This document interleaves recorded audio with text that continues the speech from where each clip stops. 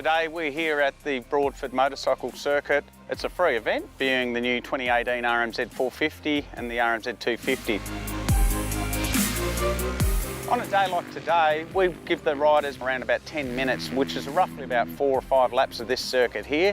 They go out, they'll do 10 minutes, then they have a break. They can either ride their bike, and then we'll put them in another time slot a little bit later on, and then they can go out again for another session, which is another 10 minutes.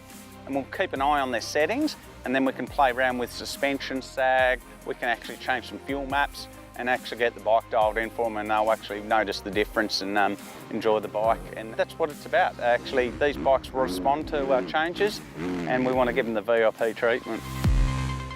We cater for everyone, and we actually had a number of riders of varied grades, from A grade, B grade, and even just people there that actually have only thought about actually doing some recreational riding. So simply they come in, get a one-day MA motorcycle licence, sign up, as I say, it's free, and then they can come out and sample the bikes.